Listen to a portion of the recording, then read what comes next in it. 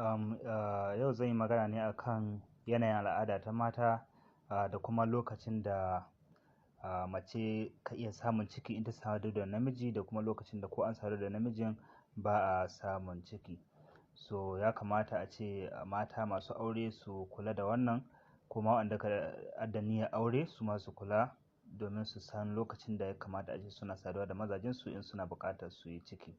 To bidiyon zan yi shi ne a gurguje, so in Allah ya sa ka fahimta to shi kenan, wala alhamdu. Idan kuma mutum bai fahimta ba yana iya magana ta DM ko kuma comment domin ƙarin bayani. Sai dai wannan abin zai yi amfani ne ga mata waɗanda ya zan wata-wata suka gani al'adarsu, domin akwai mata waɗanda al'adarsu bata kai wata guda ba, akwai kuma waɗanda al'adarsu ta yi wata guda.